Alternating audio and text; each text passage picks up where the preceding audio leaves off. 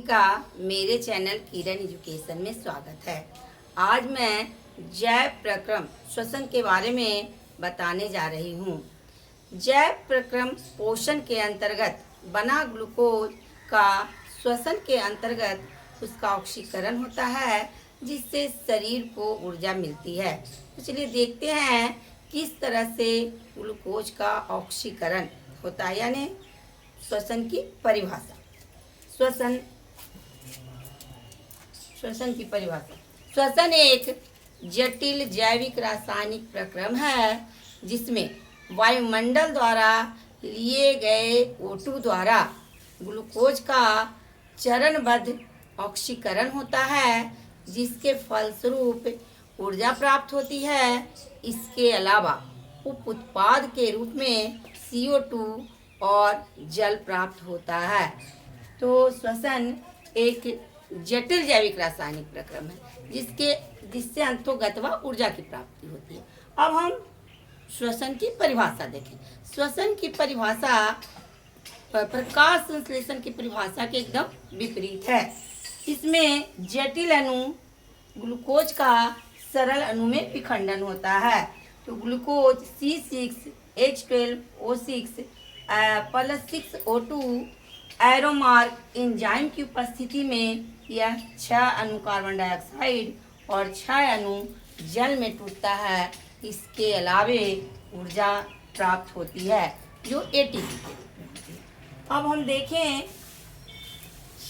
श्वसन के कितने प्रकार हैं। चूँकि श्वसन की संपूर्ण क्रिया कोशिका के अंदर होती है, इसलिए इस श्वसन को कोशिकीय श्वसन भी कहा जाता है। कोशिकीय श्वसन 2 प्रकार की होती है। पहला अवायवीय श्वसन।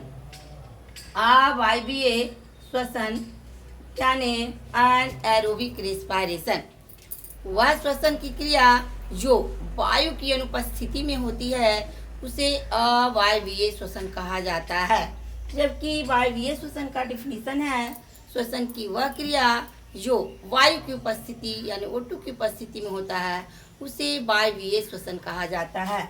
दोनों प्रकार के श्वसन को उदाहरण के साथ एक टेबल के रूप में हम लोग देखते हैं कि कैसे अवायवीय या वायवीय श्वसन होता है। तो कोशिकाओं में पहुंचे हुए ग्लूकोज, पोषण के फलस्वरूप कोशिकाओं में पहुंचे हुए ग्लूकोज के विखंडन से ही शरीर को ऊर्जा मिलती है। तो जैसे ही ऑक्सीजन मिलता है, ग्लूकोज कोशिका द्रव में 6 कार्बन वाला ग्लूकोज कोशिका द्रव में 3 कार्बन परमाणु वाला पाइरूवेट में टूट जाता है और एटीपी के रूप में ऊर्जा मुक्त होती है। यानी ग्लूकोज के एक अणु से पाइरूवेट के 2 अणु का निर्माण होता है। अब पाइरूवेट का भविष्य ऑक्सीजन की उपस्थिति या अनुपस्थिति पर निर्भर करती है। अगर पाइरूवेट को ऑक्सीजन नहीं मिलता है, तब क्या होती है। पाइरूवेट को ऑक्सीजन नहीं मिलता है, यानी O2 की अनुपस्थिति में ये क्रिया ईस्ट में होती है और इस क्रिया को कहते हैं किण्वन। यानी किण्वन क्रिया में पाइरूवेट के ऑक्सीकरण से, पाइरूवेट के विखंडन से एथेनॉल बनता है और ऊर्जा मुक्त होती है। तो 3 कार्बन परमाणु वाला पाइरूवेट ईस्ट में ऑक्सीजन की अनुपस्थिति में टूट जाता है 2 कार्बन परमाणु वाला एथेनॉल में। कार्बन जितने सरल रूप में टूटेगा, उतना ही ज़्यादा ऊर्जा की प्राप्ति होती है। अब हम आगे चलते हैं। जब पाइरूवेट को ऑक्सीजन मिलेगा तब क्या होगी। अगर पाइरूवेट को ऑक्सीजन मिलती है, तब ये क्रिया माइटोकॉन्ड्रिया में होता है। यानी पाइरूवेट अपने अगले विखंडन के लिए ऑक्सीजन की उपस्थिति में माइटोकॉन्ड्रिया में चला जाता है और वहाँ O2 की उपस्थिति में कार्बन डाइऑक्साइड, जल और ऊर्जा में टूट जाता है।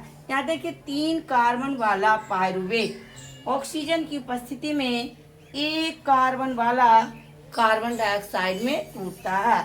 तो निश्चित रूप से यहाँ ऊर्जा अधिक मात्रा में प्राप्त होती है। अब ऑक्सीजन के अभाव में अगर ऑक्सीजन मिल रही है लेकिन पर्याप्त मात्रा में नहीं।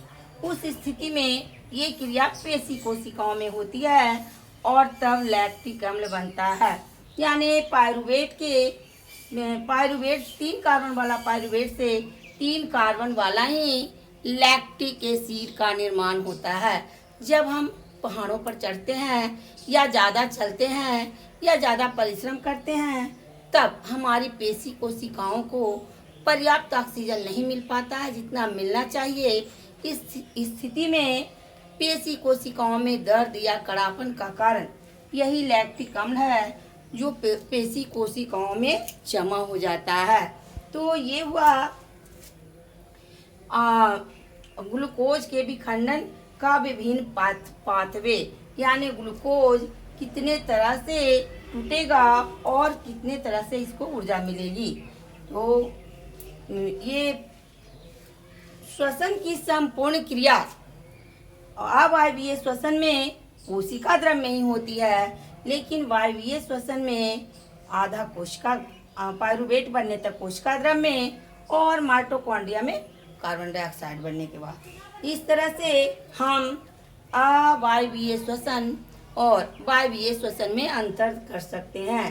अवायवीय श्वसन की संपूर्ण क्रिया कोशिका द्रव में होती है, जबकि वायवीय श्वसन की क्रिया कोशिका द्रव और माइटोकॉन्ड्रिया दोनों में होती है। अवायवीय श्वसन में ऊर्जा कम मात्रा में प्राप्त होती है, जबकि वायवीय श्वसन में ऊर्जा की अधिक मात्रा प्राप्त होती है। अवायवीय श्वसन ऑक्सीजन की अनुपस्थिति में होता है, जबकि वायवीय श्वसन ऑक्सीजन की उपस्थिति में होता है। अवायवीय श्वसन में ग्लूकोज का अपूर्ण ऑक्सीकरण होता है, पूरा नहीं, अपूर्ण ऑक्सीकरण होता है, जबकि वायवीय श्वसन में ग्लूकोज का पूर्ण ऑक्सीकरण होता है। इस तरह से अवायवीय और वायवीय श्वसन में हम अंतर कर सकते हैं। अब श्वसन के फलस्वरूप जो ऊर्जा मुक्त होती है वह एटीपी के रूप में मुक्त होती है।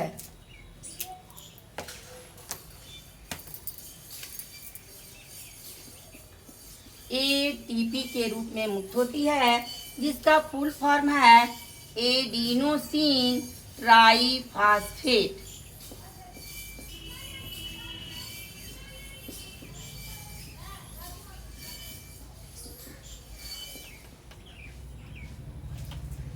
ऊर्जा जो मुक्त होती है वह कोशिकाओं में तुरंत ही एटीपी के रूप में, एडिनोसिन ट्राइफॉस्फेट के रूप में कोशिकाओं में जमा हो जाती है और ज़रूरत के अनुसार यह शरीर को ऊर्जा देती है।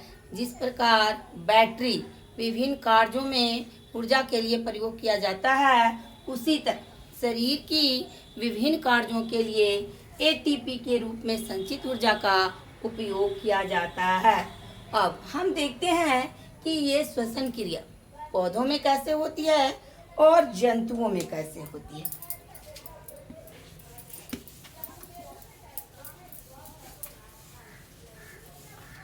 तो सबसे पहले पौधों में श्वसन।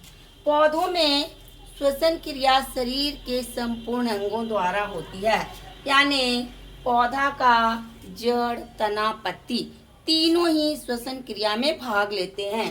तो देखें, पत्ती का कौन सा भाग, जड़ का कौन सा भाग और तना का कौन सा भाग। पत्ती में स्थित रंध्र या स्टोमाटा के द्वारा ही श्वसन की क्रिया, यानी O2 का आना और O2 का आना जाना होता है, जबकि तना में स्थित बात रंध्र, तने में भी छोटे छोटे छिद्र होते हैं, इसे बात रंध्र कहा जाता है। तो तने में बात रंध्र द्वारा श्वसन की क्रिया होती है, जबकि जड़ में स्थित मूल रोम द्वारा श्वसन की क्रिया होती है। इस तरह से हम देखते हैं कि पत्ती में पौधे का संपूर्ण भाग ही श्वसन क्रिया में प्रयुक्त होता है। पत्ती का रंध्र, तना का बात रंध्र और जड़ का मूल रोम। अब रात में पौधे केवल श्वसन क्रिया करते हैं, प्रकाश संश्लेषण करते नहीं हैं। इसलिए रात में वो O2 लेते हैं और केवल रंध्र के द्वारा CO2 ही निकलता है। दिन में पौधे प्रकाश संश्लेषण करते हैं और श्वसन, दोनों प्रकार की क्रिया।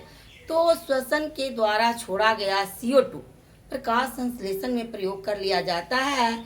इसलिए दिन के समय केवल O2 ही निकलता है। इस तरह से रंध्र के द्वारा श्वसन गैसों का आदान प्रदान पौधों में होता है। अब हम जाने जंतुओं में श्वसन।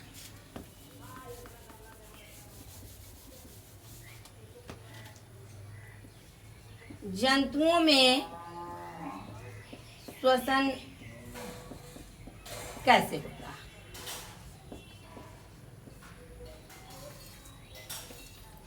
जंतुओं में एक कोशिकीय और बहुकोशिकीय जीवों में श्वसन के लिए कम या ज़्यादा ऑक्सीजन की आवश्यकता होती है। तो इसके अनुसार श्वसन भी अलग तरीके से होते हैं।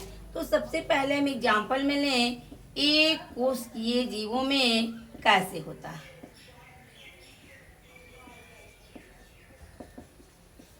एक कोशिकीय जीव मीन्स अमीबा या पैरामीशियम।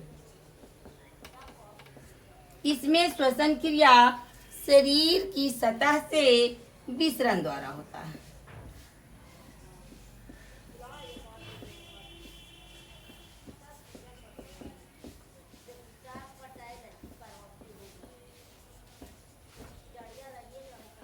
अर्थात एक कोशिकीय जीवों में श्वसन की क्रिया शरीर की सतह से विसरण द्वारा होता है।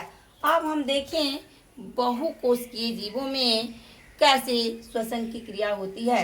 क्योंकि बहुकोशिकीय जीवों में अधिक ऊर्जा की आवश्यकता होती है, इसलिए उसे अधिक ऑक्सीजन की भी आवश्यकता होगी। इसलिए बहुकोशिकीय जीवों में श्वसन के लिए अलग अलग अंग होते हैं। बहुकोशिकीय जीवों में श्वसन।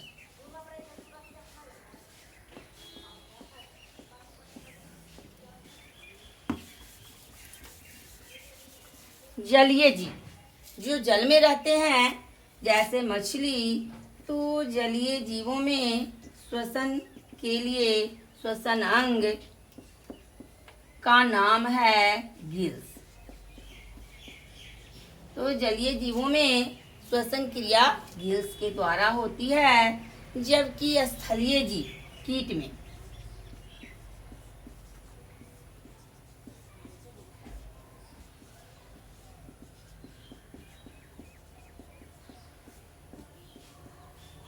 कीटों में श्वसन क्रिया ट्रैकिया के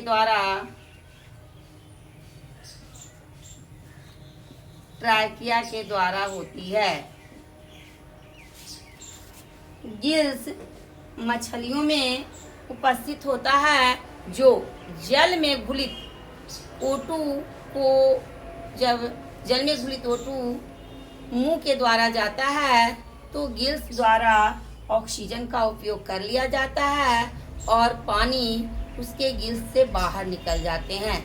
इस तरह से चूंकि जल में ऑक्सीजन की मात्रा कम घुली होती है, इसलिए मछलियों को लगातार पानी लेते रहना पड़ता है और वो बाहर निकालते रहते हैं ताकि उसको ज़रूरत के अनुसार ऑक्सीजन मिल सके। स्थलीय जीव कीटों में ट्रैकिया के द्वारा श्वसन होती है। ट्रैकिया क्या है? ट्रैकिया अत्यंत शाखित हवा भरी नलिकाएं हैं, जिसका एक सिरा शरीर के अंदर होता है जबकि एक सिरा शरीर के बाहर होता है। यानी कीटों में ऑक्सीजन प्रत्येक कोशिका तक पहुंचाने के लिए उसके शरीर के बाहर, शरीर के हर एक जगह ट्रैकिया या अत्यंत शाखित हवा भरी नलिका होती है, जिसके द्वारा उसके प्रत्येक कोशिका में O2 पहुंचता है। अगला है स्थलीय जीव। ये मनुष्य जैसे स्थलीय जीव, कुछ स्थलीय जीव में श्वसन के लिए फेफड़ा होता है, जिनको और अधिक O2 की जरूरत होती है, उनमें श्वसन के लिए फेफड़ा होता है। अब फेफड़ा कौन कौन से वर्ग के जंतुओं में होता है? तो फिश में तो गिल्स हो गया, कीट में ये हो गया ट्रैकिया, ये इसके बाद एम्फीबिया, उसके बाद आता है रेप्टिलिया, एबीज तथा मैमेलिया वर्ग के जीवों